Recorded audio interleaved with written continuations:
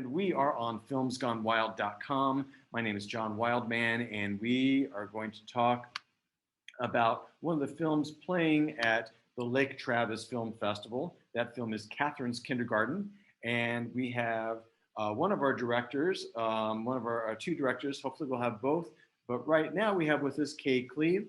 Kaye, welcome to the show. Thank you, John. It's delightful to be here. Absolutely. Well, wonderful to have you here. And let's start this off. First off, we always have our filmmaker introduce our audience to the film. They have likely have not had a chance to see it as yet. So tell us about Catherine's Kindergarten. Well, it's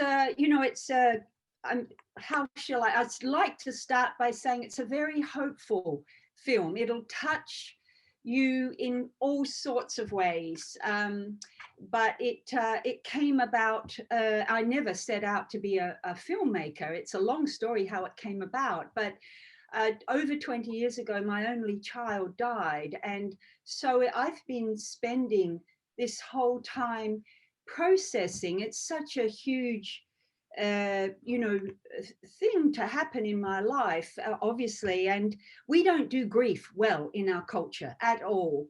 And to me, this has been a grief work, and I've done all sorts of things to sort of grapple with how could this have happened, and what does this mean? I lost my identity as not only my child and my life, my identity as a mum, my future I imagined. And so it's been a long process, and in that process I've I turn to writing a lot. I also do yoga a lot, many tools I have. So I was very lucky that I had those tools at my I was familiar with them. But over the time, I met a young man who was from Nepal, and he shared his dream about wanting to build schools in the little remote village where he comes from. And so I wanted to help him. And that's how I ended up building a school in my daughter's memory. So the film, it's about climbing this mountain basically to open a school in Nepal. And it's really it's two journeys here. So one is the emotional journey of the mother, and the other is the physical journey. And so I was the writer and director, and I came on to early on in the making of the film, this intersecting of the two journeys. So and James, my wonderful co-director, we did this together, and he lives in, a lot of the editing was done. He was in California at the time, and I'd come back to Australia. So we did a lot of the editing like that. Here's James. And there we go. And James has joined us. Yes, hello. Hello. Sorry that I'm late. No problem. We have James Daggett, who's the other our other co-director. We've just had Kaye introduce our audience to the film and describe it. And what is awesome and kind of hilarious is that Kaye literally said what I was going to bring up next, which is the film is both a literal journey as well as a figurative journey, which it is. And what I wanted to have both of you talk about immediately is this film is full of catharsis. I mean, it is just there's so much of that that Kaye, you generously of spirit allow us into your life and into that process of you working through your relationship with Catherine and what happened with Catherine and then how that led to this project. But here's the important, here's something that's important is that, listen, none of us are going to buy a ticket to watch someone's therapy. That's we're not into that. That's for you personally. So you're still making a film. You're still making a feature film that has a point beyond your own personal needs and desires. And so I would love for you, Kaye, for you personally, how you enforced some distance from yourself to make this a film. And then James, how you also helped with that process with the structure and also as that voice side by side and behind the camera, so to speak, as well, to make sure that the two of you stayed on point and this didn't become just, like I said, a therapy session on film. So James, you just joined us. Let's start from you, from your perspective on it.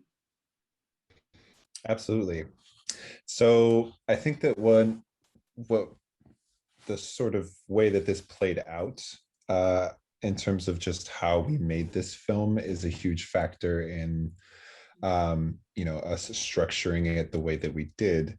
It started out with Kaye just saying, hey, I'm gonna be going to open the school in my daughter's name in Nepal. Would you like to come and film it, just to have it, recorded, not necessarily any ulterior sort of motive or like even an idea of making a feature-length documentary. Over the course of, starting to edit it and starting to, see what the film could be, we realized that, well, this would probably benefit from telling the full 20-year story. And Kaye has been effectively, she's a writer. She's been working on, telling stories about Catherine, telling stories about her relationship with Catherine, and developing a storytelling voice that has some distance. But I think having me, who I never met Catherine, I never got to really understand Kaye's story until we started making this film. I think that benefited as co-directors in that I already had distance just inevitably from this extremely personal story of Kaye's grief and Kaye's relationship with her daughter.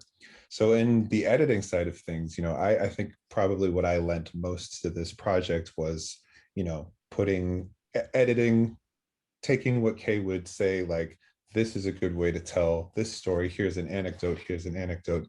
But together we built, this parallel storyline structure just because we already had on film the physical journey. Then we went back and we started telling the full story, which is also this emotional and sort of almost a spiritual journey of Kaye's. Me not having ever met Catherine, not even necessarily knowing Kaye super well until we started working on this, I think it was of benefit to have me in a position where I was also, helping with choices and story structure and whatnot.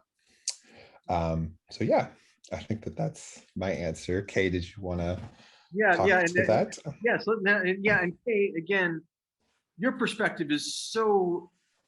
I'm so wanting to hear, because again, you in the general sense have kind of this almost, and I may be projecting on you, selfless energy in terms of what you're giving out to to people and wanting to do this, and that comes through the film. Yet, listen, you're watching the same footage that you and James have, as you're putting together the film, and and you're side by side with him, either literally or figuratively, saying, maybe we should have a little bit more of this. Maybe we should shave that off. Maybe we should put that in the beginning of the film, the end of the film. So talk about that process for yourself personally. Thanks, John. It's a fabulous question. And so thank you for us grappling. Well, first of all, I want to say, James and I got to know each other over every year. Our families would go to Yosemite. So I got to know him a little bit. I think he was about 14 when I met him, but as he said, we didn't know each other well. And I think one of the things is it's been such a wonderful collaboration. James was 26 at the time, and I was 68 at the time we climbed that mountain. And so I think that it's a very good working relationship, and I trusted him completely. So while we were up climbing the mountain and opening the school, there was never really a thought of this is going to be a bigger story for anybody. So I didn't pay any attention to the camera, and I was doing my thing, and I, you know, the meltdown, James came, but he was slow, he was kind of holding steady, and he did have that perspective, and he did, there were many times I realized he would just say, how you going now? You know, and then I would say what was going on for me. But I think when we got back and started to see, well, this is a bigger story, and you know, still with no real drive that, oh, there's going to be a lot of people seeing me have this meltdown and do this and not be, you know, particularly nice at different times. And I didn't think about that as we put this film together, and it was bittersweet. Or, you know, it was joyful, remembering a lot of the memories and having my daughter with me. And of course it was, you know, gut-wrenching to try and be, take some distance. And it took quite a while to figure out, what's this story about? I wanted it to be about Catherine. I wanted to have this honoring of my daughter. And we realized it isn't about Catherine, and it isn't about the school. Even though that was another thing to, you know, let's make people aware of the school and help donate. It's about a mother's journey. And when, I don't know what stage we got clear about that. And so it was an incredible process of trying to distance myself. And a lot of times I didn't, and I would really rely on James to bring that perspective in. And you know, I love that question you were saying, well, is this just a therapy? I don't think it is. But, you know, for me, it's hopefully, I know when Catherine died, I was desperate to read any story about a mother or a parent who lost a child and how they cope with it. And so I would have loved to have seen a movie like this. So I hope, you know, just from all the feedback we've had from people who haven't lost a child, people who are, you know, very different than I am, it's touch. There's a universal truth in it for some reason. And I think James and I were pretty lucky that we didn't actually go for that, but I think that's what's come about. Well, I think there are a couple of wonderful things here. I mean, and one is that clearly personality-wise for you, there's a thing of like going, I don't really, that's not important to me. That, you know, I'm fine. You know, I'm managing. I'm going to go on. And throughout the film, there's that theme, so that when that moment does happen, and it's a very raw moment that you allow to have on film. At a certain point, as we say in filmmaking, it's earned. You know, and it's like, you know something, Kaye did not telegraph that we were going to have this moment, and so the fact that it happens, you go, well, that's organic, that's okay, right? And the other thing I have to say, it's not about Catherine. You're absolutely right, but there is an enigmatic personality there. There is a charisma that comes through so clearly, and it's easy. It's understandable why you know, other subjects are brought to tears talking about her, and why, you know, and we see the footage, and we're haunted by this footage because there is an energy.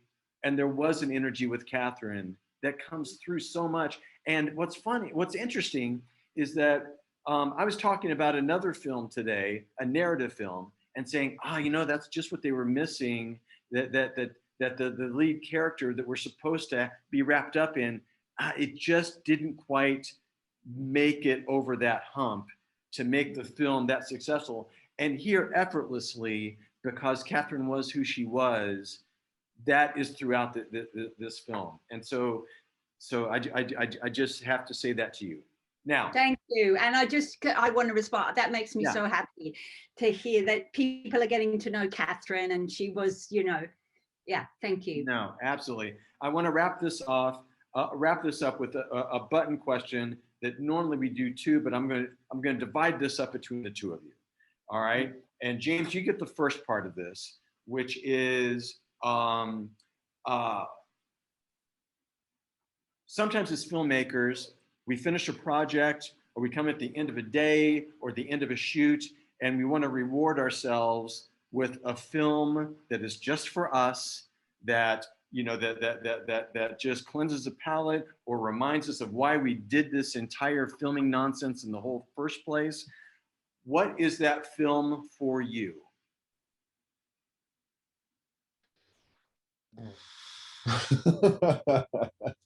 Like a film for me to make or that I have seen. A film that, like, that inspired you in the beginning when you started making films. What is that film that is your happy moment? That's an interesting question. I think that I have really enjoyed personally documentary my whole life.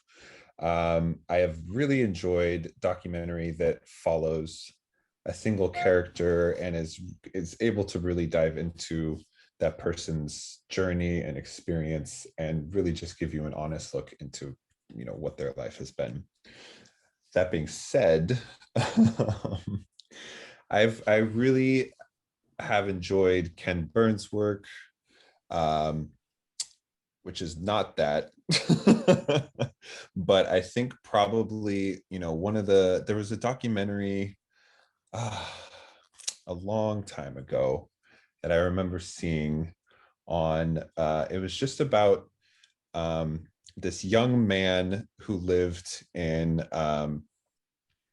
Sudan, I believe. I wish I knew the name of this film, but I remember watching this film and just being like, what like an honest and direct look at one person's experience, one human's experience on this planet, and what an amazing tool documentary is. And I'm so happy that it seems to be more and more accessible for more and more people, be it equipment, be it the internet. People are able to afford what they need to be able to make and tell stories from whatever part of the planet you're from. I remember seeing this film and thinking, I would love to make something that got this personal and just documented the human experience, but such a specific human experience. I'll have to get back to you on the title of it. Okay, I can't remember what it was. The title. Okay, Yeah. Kaye, you're going to wrap us up, and your question is popcorn or candy? Candy. All right. a little bit of thinking, but clearly candy is the answer. All right. Again, the film is Catherine's Kindergarten. We've been talking to the co-directors of the film, Kaye Cleave, who is also very much part of that film, and James Daggett. It's been wonderful talking to you both about this great film. Thank you. Thank you so much, John.